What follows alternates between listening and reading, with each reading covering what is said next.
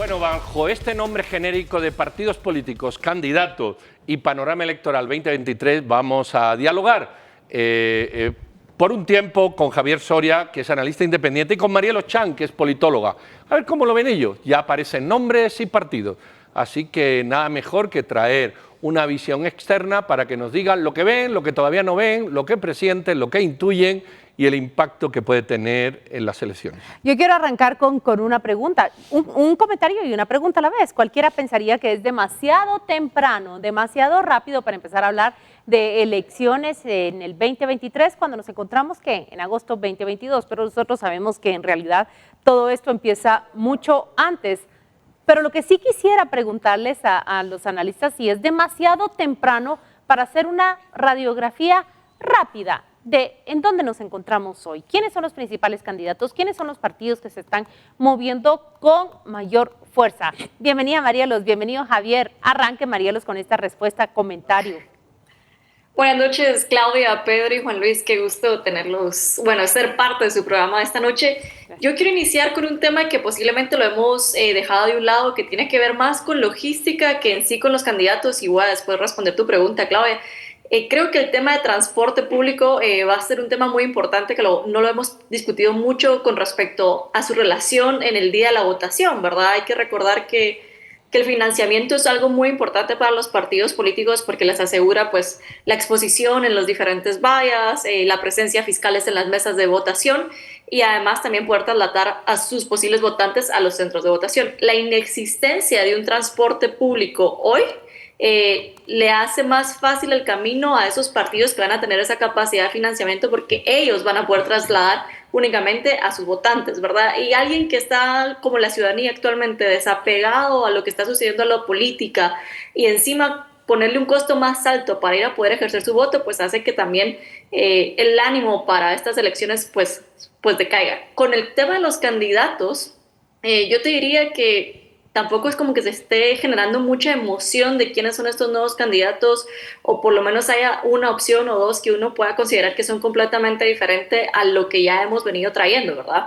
Hay 20 nuevos partidos políticos, ya estamos viendo que ya empiezan a salir esos nuevos nombres de partidos políticos, pero no necesariamente nuevos nombres de candidatos, ¿verdad? O candidatas. Si no vemos muchas de esas figuras, esas caras recicladas de ministerios anteriores o de partidos anteriores, que yo no creo que a ninguna de la población esté entusiasmando. Segundo, también hay que entender que estamos en un contexto, como tú decías, muy temprano de la contienda electoral, que el propio Tribunal Supremo Electoral limita a estas personas que quieren alcanzar el poder a poder platicar sobre cuáles son sus planes, cuáles son sus visiones con respecto a qué quieren ofrecer, a qué no quieren ofrecer. Entonces, yo creo que vemos un proceso electoral que no entusiasma mucho y al contrario también genera muchas dudas con respecto a la capacidad de competencia que vaya a haber y a la libertad con la que los candidatos puedan ejercer su derecho a ser electos, ¿verdad? Porque también vemos con preocupación los limitantes que pueden haber para que varios candidatos o candidatas no participen. Javier, déjame tomar a partir de ese punto que plantea Marielos para plantearte la pregunta. Yo converso con numerosas fuentes de Guatemala, del plano electoral, y lo que percibo en estos últimos días es que empieza realmente a asentarse un temor. Cada vez se prevé con más miedo que en realidad el partido oficial, el presidente Yamatei, procura imponer a su candidato a la presidencia. Y hay incluso amenazas respecto a que Azuri Ríos, que es la candidata del Gran Capital, de lo que se conoce como el G8 o el grupo de los 8 grandes corporaciones financieras, económicas de Guatemala, pues que termine bloqueándola con los votos que tiene asegurados en la Corte de Constitucionalidad. Yo no sé si esto pueda llegar a darse o no, porque es bien probable también que los magistrados, tanto en Corte Suprema como en Corte de Constitucionalidad, que hasta hoy han sido enteramente leales al presidente Yamatei para generar impunidad en todos los casos de corrupción e incluso perseguir a sus opositores, es probable que muden sus lealtades hacia un poder más permanente, como el poder económico o como el siguiente poder político, si este termina encarnándose en Azuri Ríos. ¿Vos escuchás sobre esto de lo que yo estoy hablando? No, totalmente. Yo creo que es la preocupación de algunos círculos que manejan cierta información, precisamente este plan que se entiende, se tiene de la cúpula más alta del poder político en este momento en Guatemala de perpetuarse, lo cual debería ser bastante loco. No solo tenemos un historial desde el 85 para acá de no repetir, sino que estamos ante la administración, números en mano, más impopular. Creo que a estas alturas el único presidente que tiene un antecedente de ser más impopular tal vez era Portillo, depende de las mediciones a las que te acometes, pero Portillo tenía en contra el monopolio de la televisión abierta en Guatemala, cosa que no sucede con Alejandro Yamatei. Eh, Debería ser en este caso completamente alocado el plan y solo se entiende en un contexto como el que tenemos en este momento del sometimiento de todo lo que eran los balances republicanos o el diseño constitucional de control del poder sometido a el presidente de la República y su voluntad. Sin embargo, lo que apuntas es completamente cierto. Ahora miramos en este momento cómo contraintuitivamente, mientras se deberían estar separando del presidente, tanto en el Congreso como en las alcaldías, los está aglutinando. Pero en algún momento tienen que empezar esto a ceder y tienen que empezar a hacer sus propios cálculos, magistrados que ya no van a ser refrendados por Yamatei, sino sería por su sucesor, y que pueden bien estar haciendo cálculos de qué otro les podría garantizar esa continuidad. Creo que en este momento todavía las encuestas, como bien decía Marielos, lo que están reflejando en este caso más es conocimiento de los candidatos, pero unos candidatos históricos y profundamente imperfectos. Yo, si fuera Roberto Arzú, si fuera Suri Ríos, Sandra Torres o el mismo Manuel Conde, con la plata que le están metiendo ahora para inflar su imagen, me preocuparía, porque lo que veo es, no destaco completamente, la gente simplemente sabe mi nombre, pero tengo altos negativos. Manuel Conde va a heredar la impopularidad de Alejandro Yamatei. Lo único que se entendería realmente es que se le meta en medio de nuestra imperfecta democracia mano a lo que no se le ha metido, o por lo menos no hay evidencia de que ha sido un fraude a gran escala del 85 para acá. O cosas como lo que decía María, los que se juegue con cosas como el transporte público y que en este caso las redes clientelares que en un contexto de urbanización vienen mitigándose su peso, lo tengan porque pueden tener a punta de plata la capacidad de movilizar el voto el día clave. Marielo, yo tengo varias preguntas, pero me voy a volcar en esta. Todos esos sucesos que han puesto sobre la mesa de votos negativos, de candidatos repetitivos, de caras conocidas, de alto rechazo, más seguramente muchas cosas que van a ocurrir de aquí al momento electoral, pudiera ser, solo pudiera ser, que esta ley electoral de partidos políticos que no sirvió en la pasada elección, sirva en esta y salga un voto en blanco. Curiosamente salga un voto en blanco y estalle la dinámica del Tribunal Supremo Electoral con algo imprevisto, más producto de un rechazo que de una imposible aceptación de candidato alguno. Yo veo poco probable ese escenario. Imagínate que sí, definitivamente gana el voto nulo por un milagro, ¿verdad? Esto no obliga a ningún partido político a cambiar a sus candidatos, ¿verdad? Entonces podríamos tener otra nueva vuelta de elecciones con exactamente las mismas personas y no necesariamente nos llevaría a algo diferente, ¿verdad? O algo que pueda romper con esta dinámica que tú mencionas. Entonces yo sí veo uno poco probable y dos, no una solución porque ni siquiera la propia ley obliga a los partidos a cambiar a sus candidatos. Podrían volverlos a presentar nuevamente o, si lo quisieras ver, podrían haber alianzas para de alguna u otra manera tratar de mitigar o dar la ilusión de que hay una nueva opción, ¿verdad? Javier, ¿cuán cerca o cuán lejos se encuentra Guatemala de que las elecciones presidenciales resulten con un movimiento, partido, candidato disruptor?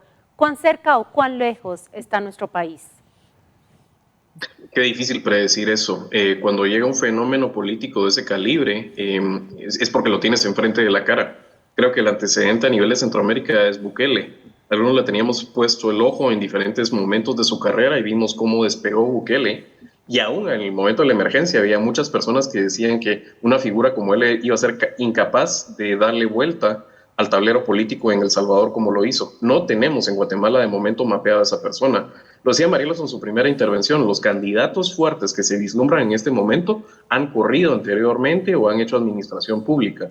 No miramos una cara fresca que tenga esa capacidad además de no solo someter a la oposición, que está atomizada en muchos partidos pequeñitos, con candidatos muy malos, con bajo conocimiento, sino que además esta ley que no tiene incentivos para que racionalmente se unan. La única forma sería que venga una persona realmente popular y someta con disciplina a los demás a través de su popularidad para aglutinar a la oposición. Sin embargo, las condiciones para que esa figura potencial, hipotética, capitalice, están hechas. O sea, aquí, y realmente el cambio no necesariamente va a ser para mejor. O sea, en las pesadillas más distópicas, ese podría ser un candidato con una retórica bastante antiélite, prorreligiosa, conservadora, pero a las élites que han fallado realmente en la conducción de este país, y que se emerja en ese momento en un líder conservador con tintes religiosos, y que pueda, a través de un discurso de ese tipo, antiélite, pero valores conservadores, muy simple, muy popular a la hora de conectar, realmente subir como la espuma, porque el descontento con el sistema es mayúsculo y la debilidad de todos los actores es grande. Uno mira en este momento al gobierno y a la figura alrededor del presidente con mucho poder, pero no deja de ser frágil. O sea, están a esto de realmente precipitar acontecimientos. Puede ser un desastre natural, ojalá no sea así lo que nos caiga encima, puede ser en algún momento una vuelta de tuerca geopolítica que nos ponga en jaque con nuestros socios con los que tenemos corresponsalía y realmente ese flujo de remesas se vea detenido. Puede ser un montón de cosas que lleva al precipicio a una administración que es altamente impopular a pesar de la ilusión del poder que tiene. O sea, en resumen, las condiciones están dadas, pero no hemos visto esa figura y creo que hasta que la tengamos enfrente aquí en la cara vamos a decir que les... Marielos, me interesa saber qué pensás de la reforma electoral que en estos momentos se está planteando. Perdón, la reforma a la ley electoral. Mi percepción es que exclusivamente lo que se busca es que los grandes grupos económicos puedan financiar con libertad, sobre todo a Sur y Ríos, uno. Y dos, que los medios puedan donar espacio para los candidatos favoritos. Es decir, que volvamos a la situación previa al 2016, a las elecciones en las que ganó, perdón, en 2015, cuando ganó don Jimmy Morales. ¿Tú qué piensas? Yo coincido contigo, Juan Luis, que esas son las principales intenciones. Motivadores. No sé si necesariamente para poder financiar a Sur y Ríos, pero también posiblemente a otros candidatos. Hay una tercera que usualmente mencionan que van acompañadas con estas dos, que es la capacidad de poder votar directamente por el diputado o la diputada, ¿verdad? Porque ya hemos visto esas campañas que dicen que uno va a poder votar directamente por la persona que se está postulando para el Congreso.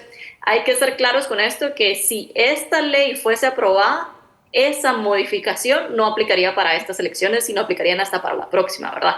Esa es la punta de lanza, el caballito de Troya, el que mueve y el que de alguna u otra manera genera emoción a la población por la posible idea de que uno podría directamente elegir a quien quiere que lo represente.